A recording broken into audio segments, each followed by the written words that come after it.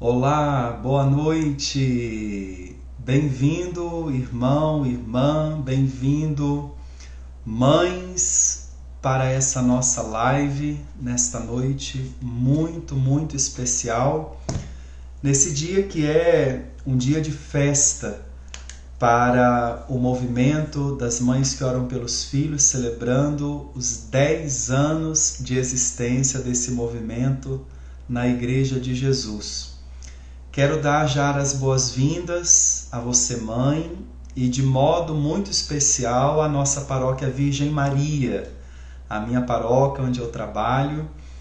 Também quero acolher as novas comunidades aqui da nossa Arquidiocese de Vitória, do qual eu sou assessor eclesiástico, e também acolher as irmãs do Ordo Virgens, que também é o grupo que acompanho como diretor espiritual também aqui na nossa Arquidiocese de Vitória. Sejam todos muito bem-vindos. Nesses cumprimentos a gente vai dando um tempinho para as pessoas irem se conectando, porque é uma noite de bênçãos, é uma noite de graças. Nós estamos vivendo essa Semana Santa, essa semana feliz, abençoada para nós, e estamos às portas do Tríduo Pascal. E a minha intenção nesta noite é proporcionar a você um momento de formação, um momento de aprendizado, de conhecimento, de partilha desse tempo tão abençoado que é a Semana Santa, de modo particular, o Tríduo Pascal do Senhor que vamos celebrar. Boa noite, bem-vindo, bem-vinda, Deus abençoe você que está chegando aqui agora conosco para juntos vivermos esse momento abençoado de formação. Meu abraço carinhoso ao Brasil, mães espalhadas em todo o Brasil que estão chegando para participarem conosco de vários estados, Mato Grosso do Sul, Rio de Janeiro, Minas Gerais, São Paulo, Espírito Santo. Tô vendo os mineiros aí, Governador Valadares, Bahia, Cafarnaum, Bahia. Sejam bem-vindos, sejam bem-vindas. Vamos já então iniciarmos rezando, pedindo sobre nós a luz do Espírito Santo, para que Ele abençoe o nosso coração, ilumine a nossa mente com a sua sabedoria, com a sua graça, para que aquilo que vamos tratar nessa noite, aquilo que vamos conhecer, saborear, possa nos ajudar a entrar em profunda comunhão com o Senhor Jesus. Em nome do Pai, do Filho e do Espírito Santo. Amém. Divino Espírito Santo, iluminai a nossa mente, inflamai o nosso coração do vosso santo amor, e guiai-nos a uma sincera conversão para Deus. Divino Espírito Santo, iluminai a nossa mente e o nosso coração. Em nome do Pai, do Filho e do Espírito Santo. Amém. Mais uma vez, bem-vindo, bem-vinda, gente da nossa paróquia, gente de todos os lados do nosso Brasil, Bahia, Ceará, Sergipe, Rio Grande do Sul, enfim, todos muito bem-vindos. Bom, a nossa proposta hoje é refletirmos sobre o Tríduo Pascal. Nós precisamos aqui compreender, ou só estou ajeitando aqui a questão da transmissão para ficar tudo certinho aqui. Aí, vou desativar um pouquinho os comentários, tá bom? Para a gente poder concentrar a nossa atenção, e depois no final eu vou dar um tempo para vocês interagirem e também participarem. Irmãos, irmãs, nós vamos iniciar agora na próxima quinta-feira o Tríduo Pascal. O que significa? Claro, quando nós falamos Tríduo Pascal, nós estamos nos remetendo à ideia dos 3 dias. Na nossa mente, já de início, quando a gente fala o Tríduo Pascal, na nossa cabeça nós já contamos quinta, sexta e sábado. Só que não é bem assim, embora a gente veja assim, quinta, sexta e sábado. Mas se nós pensarmos dessa maneira, nós veremos que aquilo que Jesus assegurou, ele será entregue nas mãos dos homens, eles o crucificarão, ele morrerá, mas ao 3º dia ressuscitará. Se a gente contar dessa maneira, então esse 3º dia daria no sábado, e nós sabemos que não é no sábado, é no domingo. Então a primeira coisa que nós precisamos entender, a contagem desse dia, apesar de iniciarmos o Tríduo Pascal para nós falando quinta-feira santa, na verdade já é sexta-feira. O padre vai explicar. O judeu, e onde se deu o evento da paixão, da crucificação, foi ali no território de Israel, porque Jesus é um judeu. Como que ele faz a contagem dos dias? O dia começa para o judeu não como nós, a partir da 0h da meia-noite. Para nós é um novo dia. O judeu ele não conta assim. O judeu ele conta o dia sempre a partir do pôr do sol, quando surge a primeira estrela no céu. Teve o pôr do sol, surgiu a primeira estrela, já é o outro dia. Isso pode ser 6h da tarde, pode ser às 19h, pode ser às 20h, 21h, já é o outro dia. Então, já compreendamos o seguinte, quando nós falamos do lava-pés, da Santa Ceia, que é o primeiro dia do Tríduo Pascal, embora nós falemos quinta-feira santa, na verdade já é sexta-feira santa. Isso é muito interessante, porque nós veremos que a instituição da Eucaristia acontece no mesmo dia em que Jesus é crucificado. Quando nós falarmos da sexta-feira da paixão, isso vai ficar mais claro para nós. O que eu quero já dizer de início? Abramos a nossa compreensão para sabermos que, apesar de falarmos quinta-feira santa, dentro do calendário judaico nós já estamos falando da sexta-feira. Então veja, na quinta-feira santa, nós iniciamos o Tríduo Pascal com a missa da tarde, a missa vespertina, depois do pôr do sol. Na quinta-feira santa, o primeiro dia do Tríduo Pascal, o que nós celebramos? 2 grandes momentos importantes. Mas dentro desses 2 grandes momentos, nós temos um outro que acontece junto e que às vezes nós não percebemos, mas a gente precisa colocar atenção. Na quinta-feira santa, nós celebramos a instituição da Eucaristia. Quando Jesus, reunido com os apóstolos no cenáculo, ele toma o pão, entrega a eles e diz: isto é o meu corpo. Atenção! A instituição da Eucaristia se dá ali no cenáculo, quando Jesus está reunido com os seus apóstolos e os seus discípulos. Quando ele toma o pão, entrega-os e diz: isto é o meu corpo. Toma o cálice e diz: isto é o meu sangue. Então, a primeira coisa, nós temos a instituição da Eucaristia na quinta-feira santa. Por isso, é um dia de extrema importância, porque olha que bonito o gesto de Deus para conosco. Sabendo que ele iria morrer, ser entregue nas mãos dos homens, ser crucificado, morrer e depois ressuscitado, voltaria ao Pai, ele prometeu: eu estarei convosco todos os dias até a consumação dos tempos. Como assim? Se ele morre, ressuscita e volta para o Pai, como ele está conosco? Eucaristia.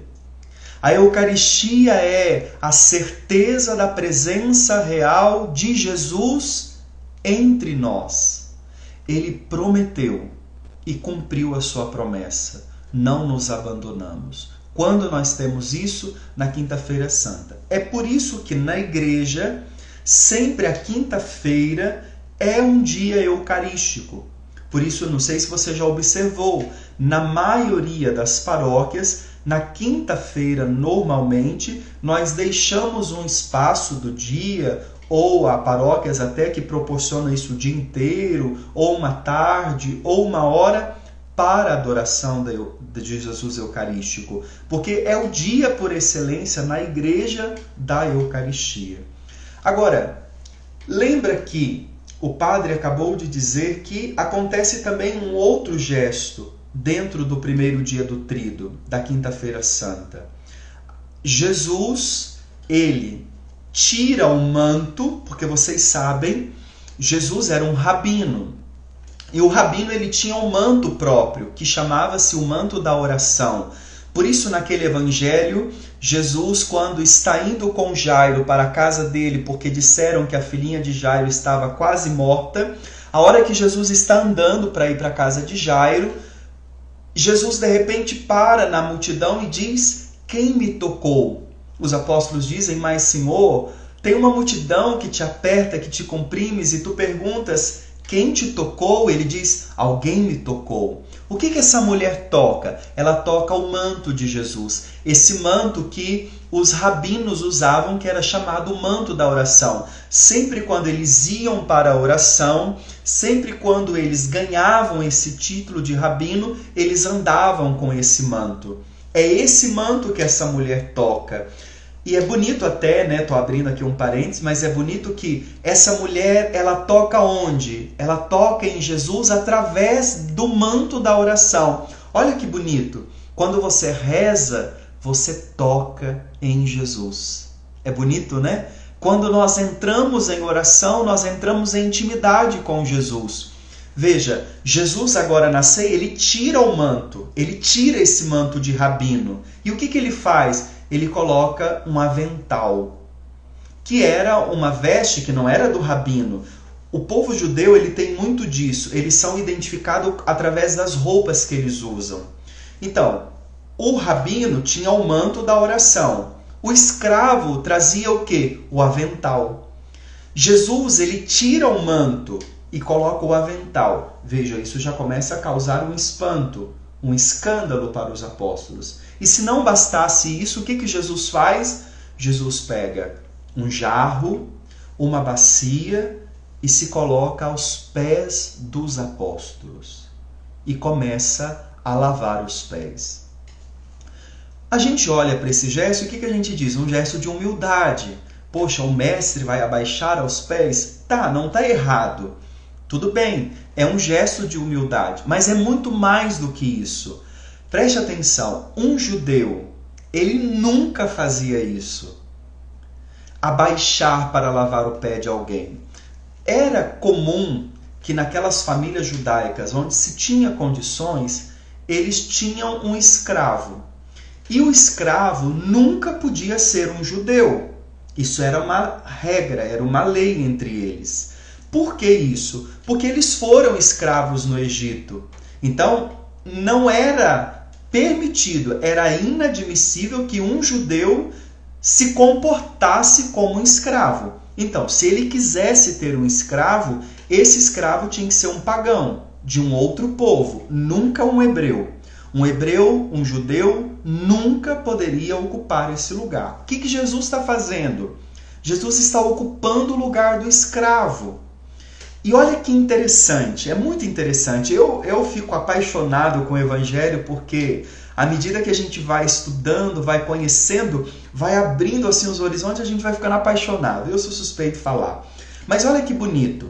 Jesus toma o lugar de escravo. E detalhe, Jesus lava o pé de Judas, tá? Não nos esqueçamos, nesse momento Judas ainda está no cenáculo. E Jesus lava o pé de Judas. É interessante, quando Judas sai, Judas vende Jesus, entrega Jesus por 30 moedas de prata. 30 moedas de prata. Sabe o significado desse valor na época? Era o preço que se pagava ao escravo. Por um escravo se pagavam 30 moedas de prata. É como se Jesus estivesse antecipando o que Judas faria depois. Jesus ocupa o lugar de escravo. Por isso que, quando ele chega para lavar o pé de Pedro, Pedro diz: Senhor, tu não me lavarás os pés. De jeito nenhum. Porque, lógico, Pedro é inteligente. Primeiro ele está pensando, se o mestre está ocupando o lugar de escravo, o que vai sobrar para mim? Olha que interessante. Bom, esses são os dados históricos do texto. Mas agora, qual é o sentido espiritual disso? Jesus abaixa e lava os pés com a água. Nós sabemos que os pés são lugares de impureza. Nos pés está ali a nossa sujeira, a contaminação, a nossa imundície. Jesus joga água ali. Jesus é esta água que cai não sobre os nossos pés, mas sobre as nossas impurezas, sobre as nossas imundícies. E temos muitas. Os nossos pecados, os nossos vícios, o nosso jeitão de ser, às vezes cabeça dura, queremos tudo do nosso jeito, são as nossas impurezas. E Jesus agora se debruça sobre os nossos pés para nos lavar. Isto é um gesto profundo de amor. É muito mais só do que um gesto de humildade, também, como o padre disse, mas é um gesto profundo de amor. De amor. Atenção, preste atenção nisso agora. O sentido espiritual na Quinta-feira Santa, quando esse ano não vamos poder, pelo menos a maioria de nós não vamos poder ir à missa, vamos assistir à missa através das redes sociais. Mas quando nós, na missa comumente de lava-pés, vemos o padre jogando água nos pés daquelas pessoas, o que a gente deve pedir? Senhor, tu que és água viva, lava agora o meu coração. Esse é o sentido de purificação.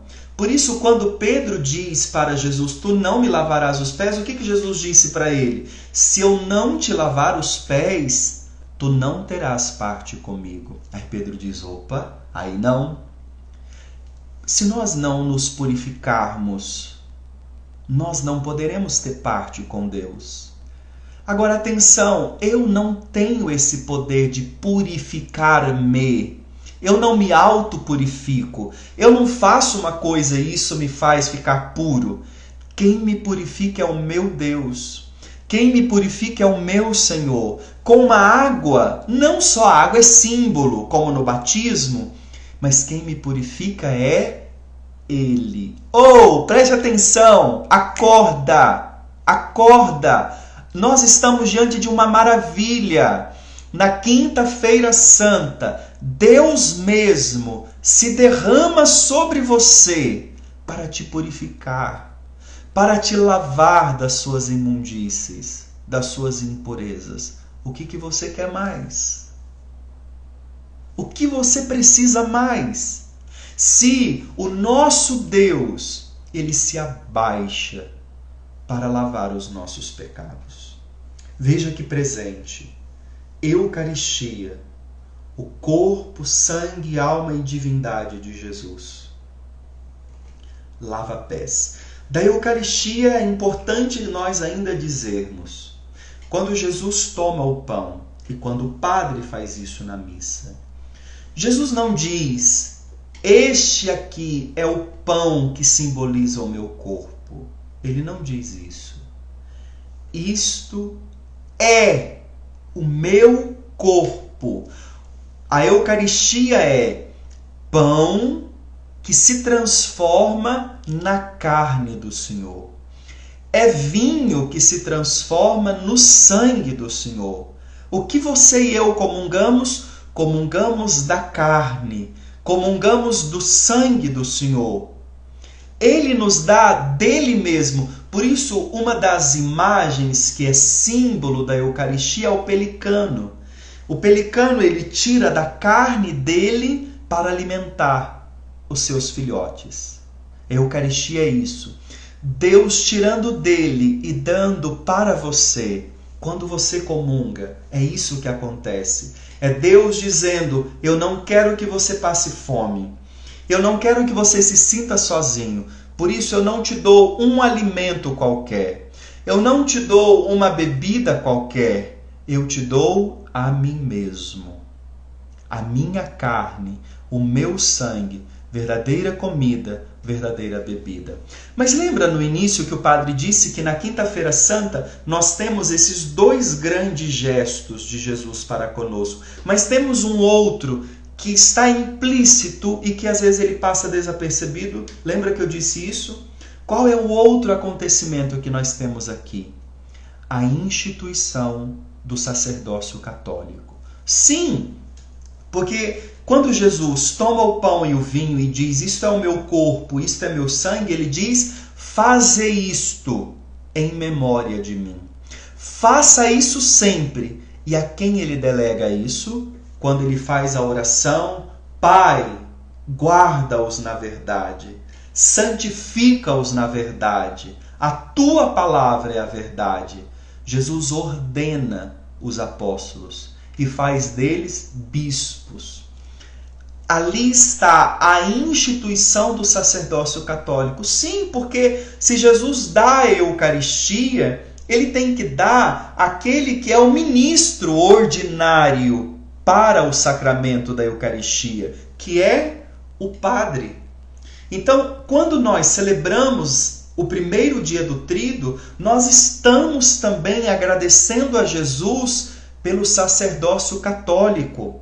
Por isso eu digo aqui a você, nós precisamos rezar pelos sacerdotes, porque são eles, são os padres que dão Jesus eucarístico para nós. Sem padre não tem Eucaristia.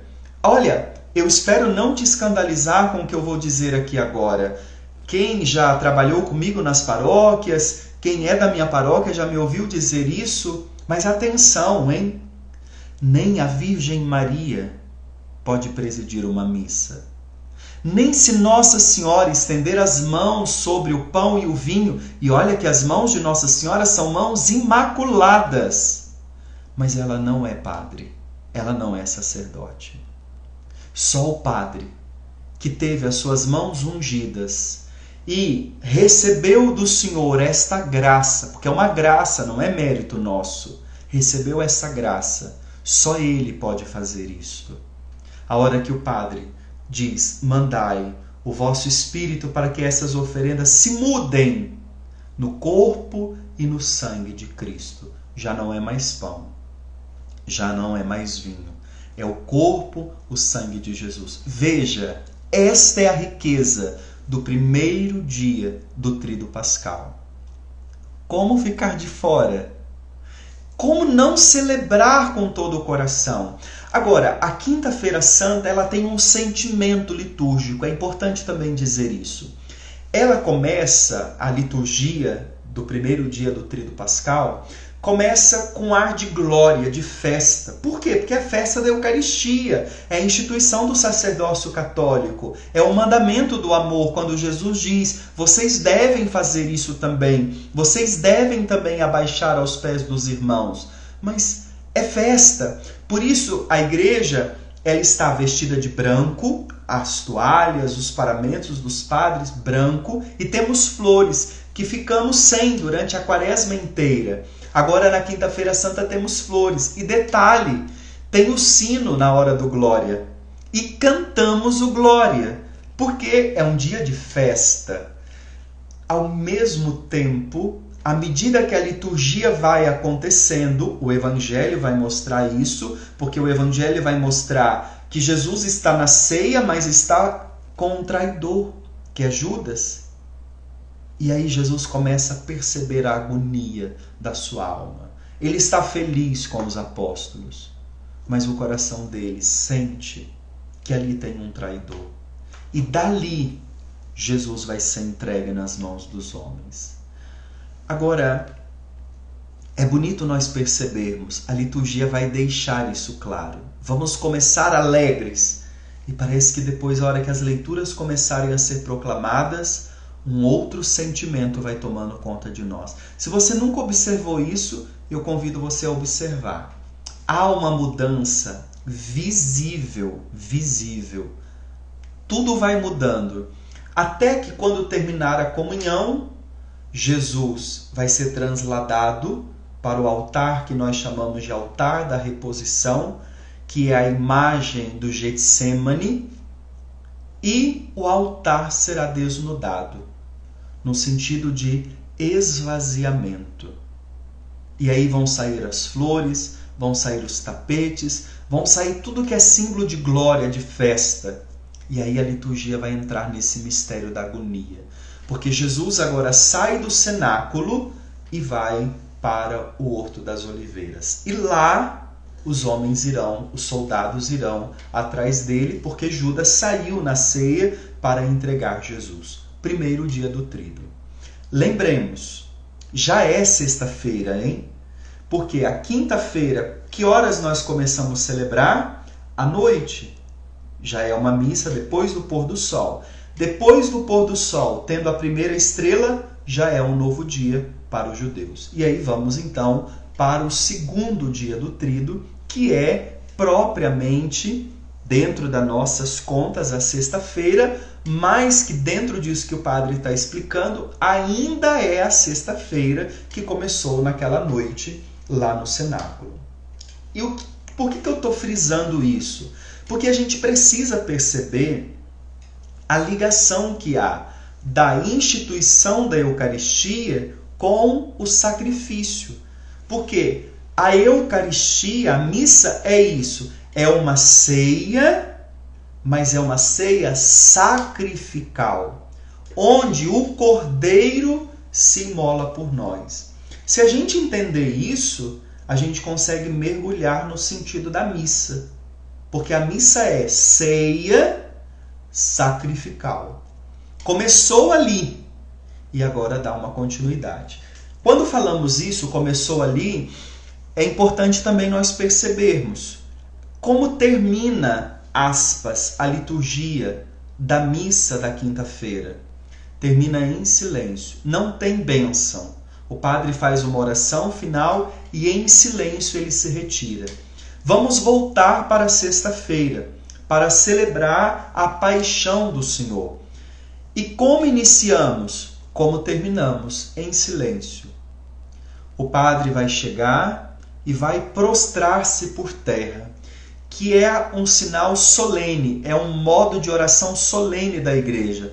Por isso, quando nós vamos fazer os nossos votos na igreja, ou na nossa ordenação diaconal, presbiteral, quando os bispos são ordenados, se deita no chão e se canta a ladainha, que é a forma de oração solene.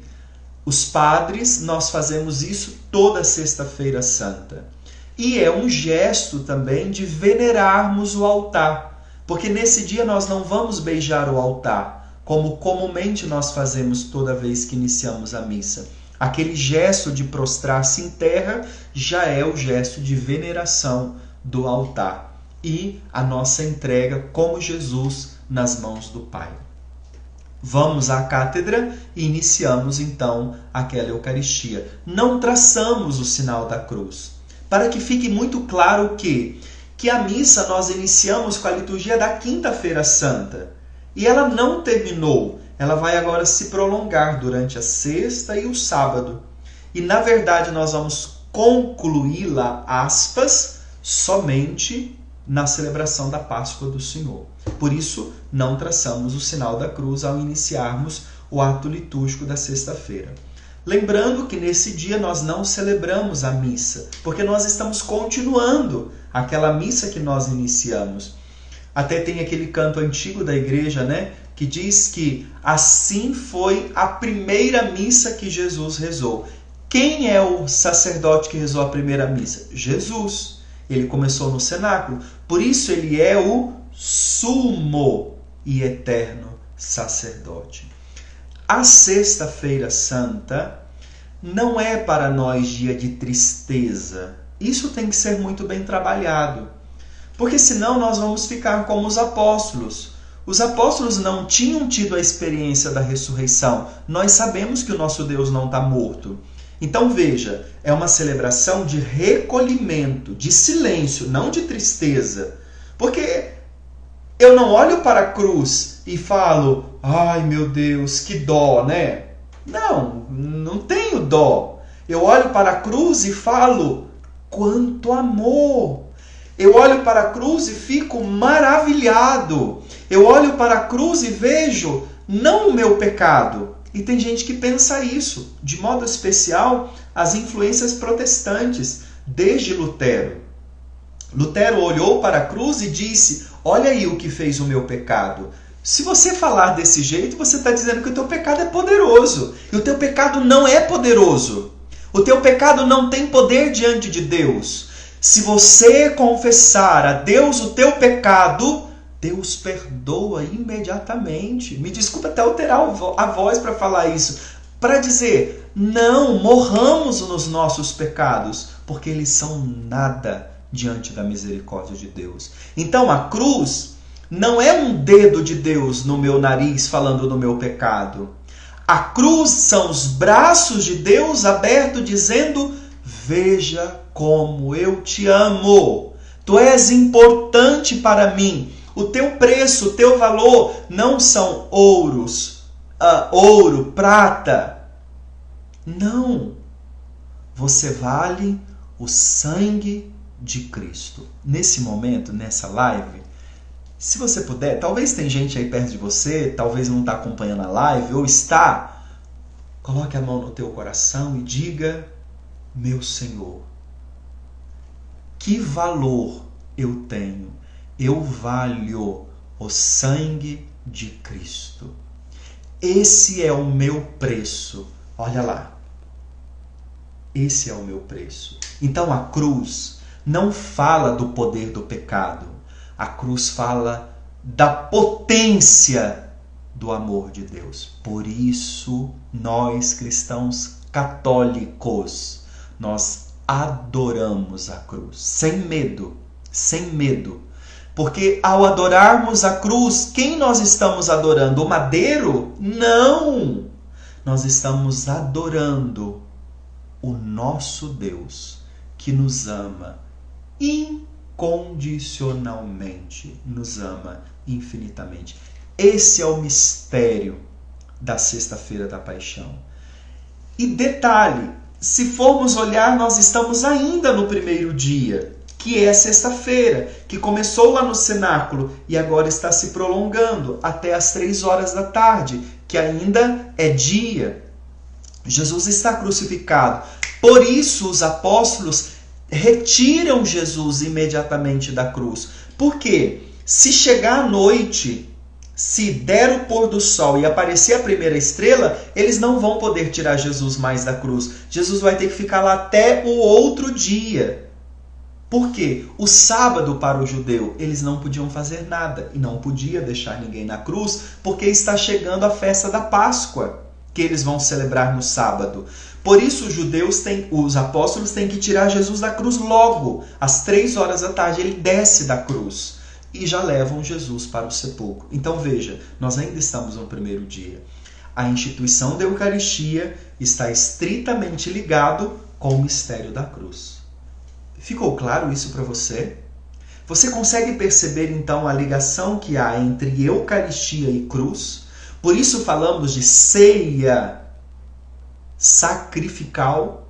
Por isso a missa não é um espetáculo.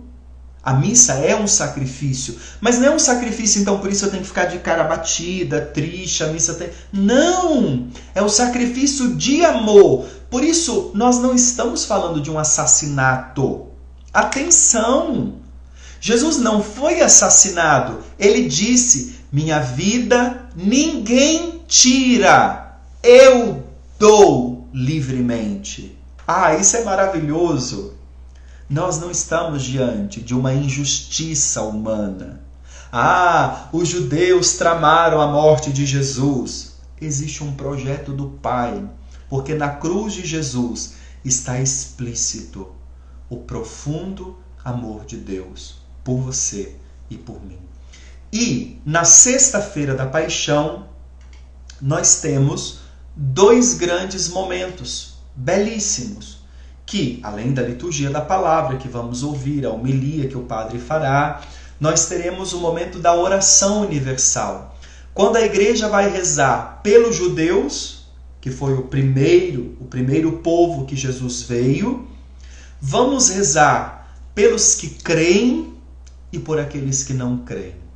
Por isso é chamada de oração universal. Ninguém fica fora desta oração. Por quê? Porque ninguém fica fora do sacrifício de Cristo, do sacrifício de Jesus. Ninguém está excluído. Por isso, na sexta-feira da paixão, na celebração da paixão, a igreja, que é mãe, ela vai rezar por todos os seus filhos. E um outro gesto bonito que vai acontecer, a adoração da cruz. Nós vamos beijar a cruz, adorando o amor de Deus. Por isso, concluo falando deste segundo dia do Tríduo, mas que na verdade é o primeiro ainda, né? Logo vai ficar claro tudo isso. Nós não temos medo da cruz. Nós beijamos a cruz do Senhor em sinal de adoração. Nesse ano em que muitos de vocês, né? O padre vai ter o privilégio, a graça de viver isso, mas vocês não poderão beijar a cruz por causa da situação da pandemia da Covid-19. Mas aí na sua casa, na sexta-feira da paixão, na hora que você estiver participando da celebração da paixão, adore o mistério do amor de Deus. Porque quando você adora o amor de Deus, você ganha força para encarar também as suas chagas, as suas feridas, as dores da sua história. E que nesse momento são tantas, não? Quantas feridas, quantas dores nós trazemos neste momento da nossa história, da nossa vida. Não deixemos escapar esse momento ímpar, importante de estarmos ali. Brevemente falei da sexta-feira. Nas nossas contas, ainda o primeiro dia. Agora, Jesus é descido da cruz e levam Jesus ao sepulcro. Segundo dia. O que tem? Um silêncio. Eu estou dizendo segundo dia dentro dessa contagem. Desculpa ficar repetindo, mas é só para não fazer confusão. Aqui, para nós contamos com o Sábado Santo. O Sábado Santo é um dia que nós chamamos de dia alitúrgico. Nós não celebramos sacramentos nesse dia, com exceção o sacramento da penitência. Claro, se existe um pecador arrependido, ele tem direito de ser perdoado nesse dia. E a unção dos enfermos. Se alguém está doente, nós não negaremos a unção para ele. Mas nesse dia, nós não damos outro sacramento. Nesse dia, nós não celebramos a missa. Nesse dia, nós não comungamos. No sábado, é o único dia do ano que nós não comungamos. Nós não recebemos a Eucaristia. Na sexta-feira, mesmo que nós não celebramos o sacrifício, a missa, na celebração da paixão nós comungamos a reserva eucarística da quinta-feira. Mas no sábado não existe comunhão. Nós nos abstemos da Eucaristia. Por quê? Porque o nosso Senhor dorme. Ele está no sepulcro. Ele está dormindo. E a igreja como está? Em profundo silêncio. É o silêncio do sábado. A igreja está esperando o cumprimento da promessa. Porque o Senhor disse que no terceiro dia ele haveria de ressuscitar. Mas olha que curioso. Qual igreja que está esperando Jesus ressuscitar? Os apóstolos não acreditavam nessa ressurreição que Jesus teve. Eles acreditavam numa ressurreição que aconteceria no fim dos tempos. Lembra quando Marta e Maria falam com Jesus e Jesus fala: eu não te disse que se creres verás a glória de Deus, teu irmão ressuscitará. Elas dizem: eu sei que ele ressuscitará no último dia. Eles acreditavam nessa ressurreição, mas Jesus não falou isso. Ele disse que ele ressuscitaria no terceiro dia. Ah, padre, mas Lázaro ressuscitou. Não, Lázaro não ressuscitou. Lázaro foi reanimado. Ele voltou no corpo dele normal. Jesus não foi reanimado. Jesus ressuscita num corpo glorioso. Numa outra live, num outro dia, a gente pode até trabalhar melhor isso. Mas Jesus não é reanimado. Jesus é ressuscitado. O primeiro dentre os mortos. Ressuscitado com um corpo glorioso para nunca mais morrer. A igreja está esperando isso. Mas qual igreja, padre? Olha, Pedro negou. Os outros discípulos fugiram. Ninguém está lá com nada. Eles não têm essa compreensão de ressurreição. Como que a igreja está esperando? Tem. Sabe como chama essa igreja? Maria. Nossa Senhora. Ela é a única que sabe, ela crê, ela acredita na ressurreição que haverá no terceiro dia. Por isso, na cruz, ela está em pé. Ela não deixa de sofrer a morte do filho. Ela está vendo o filho morto, mas ela está em pé porque ela acredita na ressurreição. Nossa Senhora está em pé porque ela sabe que Deus não decepciona aqueles que esperam nele. Não é à toa que na igreja o sábado é dedicado a Nossa Senhora, porque ela é a única que no sábado está vigilante, esperando o Senhor ressuscitar. Você entende isso? Olha que bonito. Na quinta-feira, toda quinta-feira na igreja é o dia da Eucaristia. Sexta-feira é o dia do sacrifício, o dia da penitência, que é o dia que o Senhor dá vida na cruz. O sábado, o dia de Nossa Senhora, o dia dedicado a Maria. Nós até falamos memória de Nossa Senhora no sábado, porque no sábado, o segundo dia dentro dessa contagem, ela era a única, que é a imagem da igreja que está esperando a ressurreição do seu filho. Aí nós vamos para o terceiro dia. O terceiro dia, que é o dia que ele disse que ressuscitaria.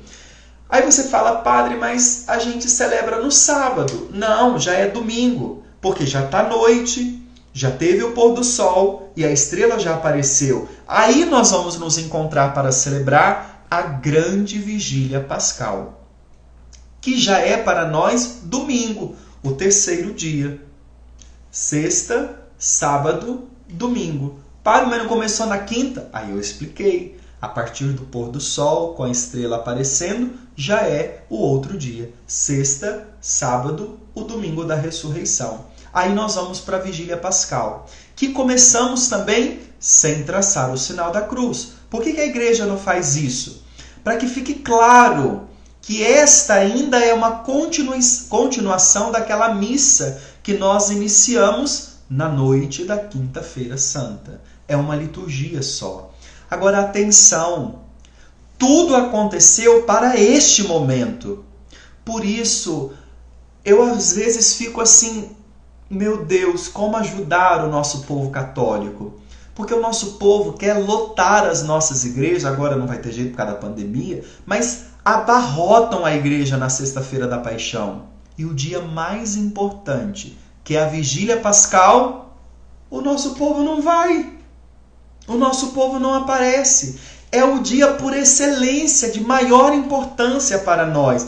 Santo Agostinho até diz que a Vigília Pascal é a vigília mãe de todas as outras vigílias da igreja. Nada teria sentido se não houvesse essa vigília, se Cristo não tivesse ressuscitado.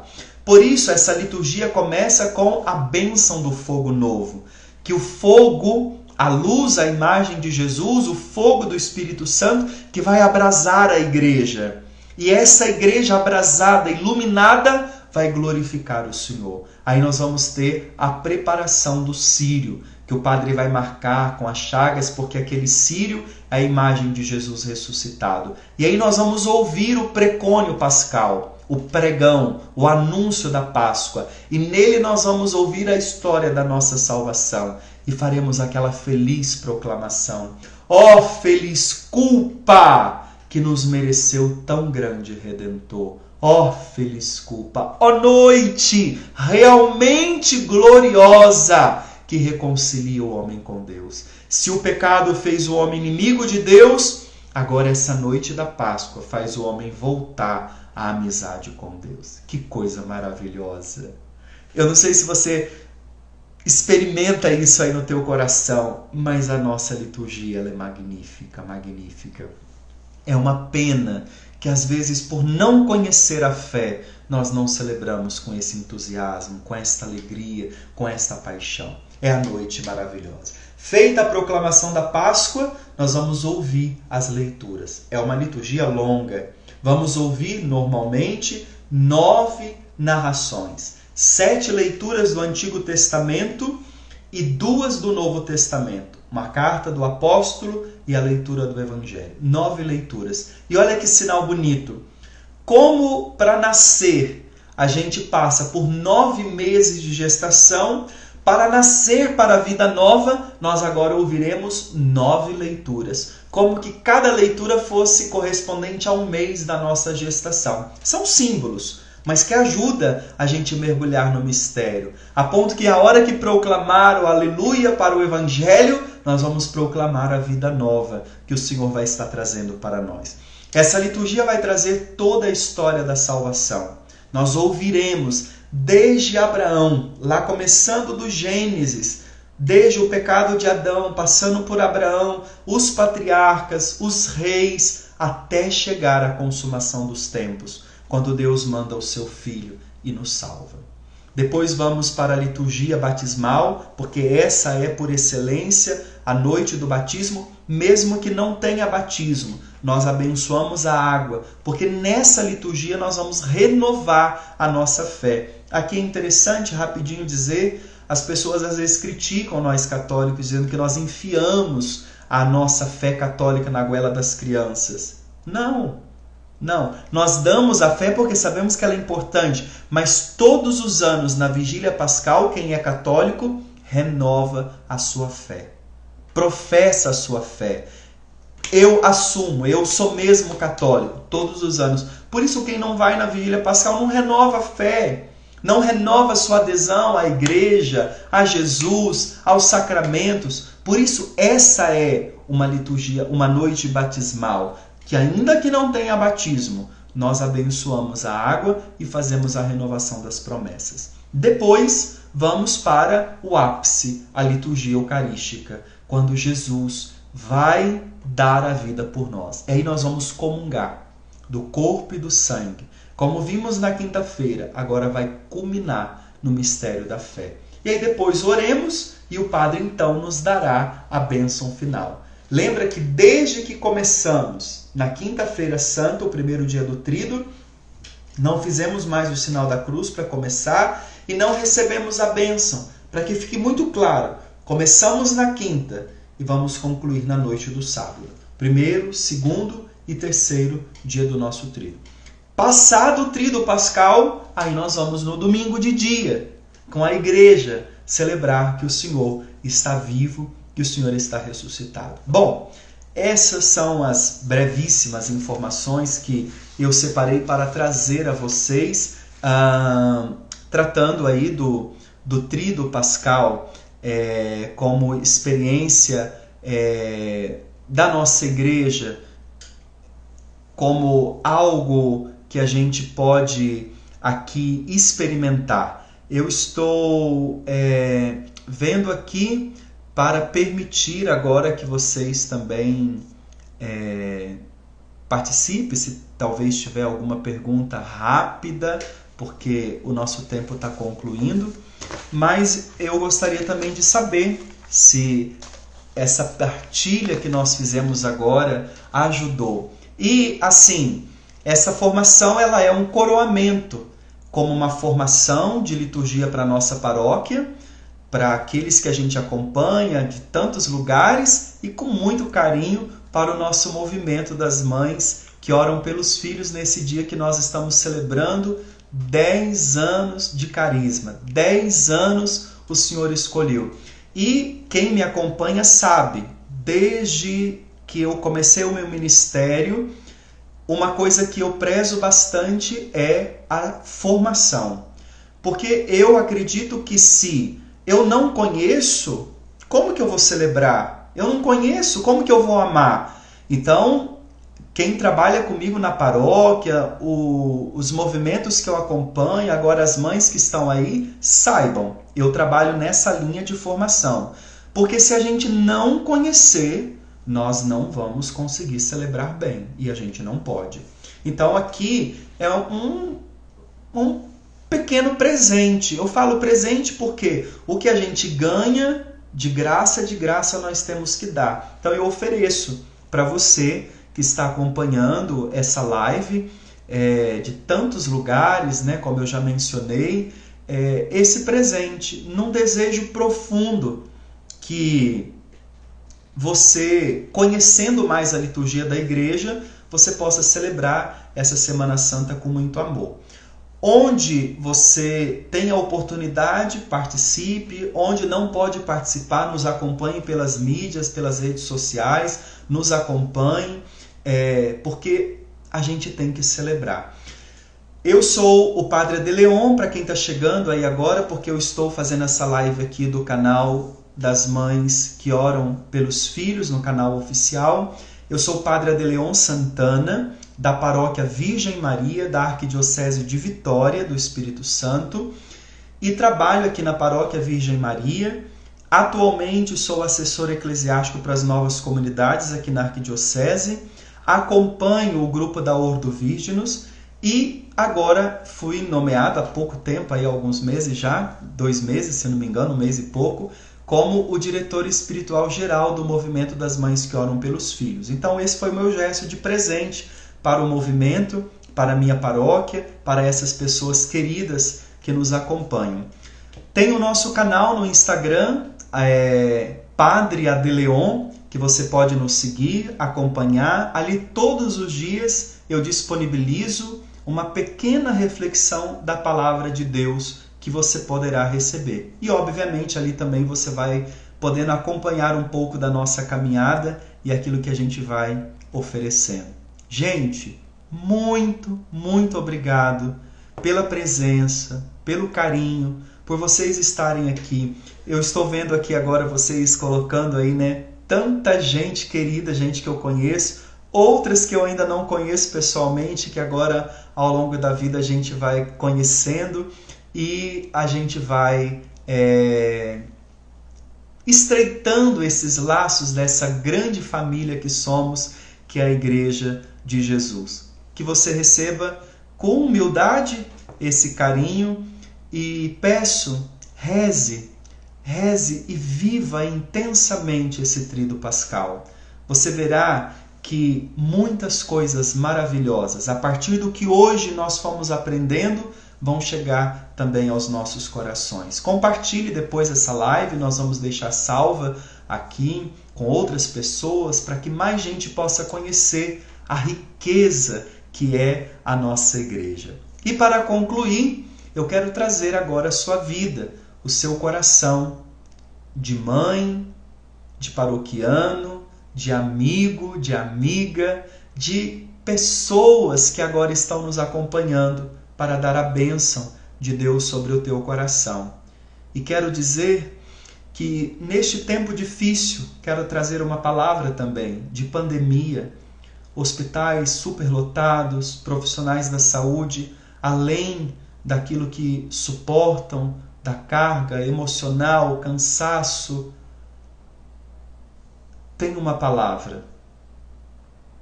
E a palavra não é a morte. Porque essa não foi a última palavra que o Pai entregou para nós. A última palavra é: Ele ressuscitou.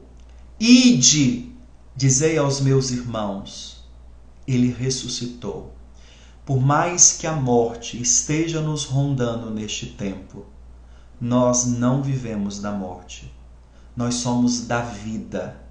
Então, ânimo, coragem, ainda que as lágrimas desçam, que o coração está cansado, que tenha angústia, que tenha sofrimento, coloca um sorriso no rosto e deixa a glória de Deus encher o teu coração. Isso não é entusiasmo barato, isso é a certeza da fé, porque quem tem a Deus, nada falta. E assim eu quero te abençoar, com coragem, com ânimo. O Senhor esteja convosco, Ele está no meio de nós. Sobre vós desça e permaneça a bênção do Deus Todo-Poderoso, Pai, Filho e Espírito Santo.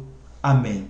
Nesse dia que celebramos 10 anos do movimento das mães que oram pelos filhos, peçamos a intercessão de Nossa Senhora de La Salette para que ela nos acompanhe e que as suas lágrimas converta os nossos corações para o seu Filho Jesus. Nossa Senhora de La Salette, rogai por nós. Nossa Senhora de La Salette, rogai por nós. Nossa Senhora de La Salette, rogai por nós. Um abraço apertado do Padre para você, a sua casa, a sua família. Que Deus te abençoe.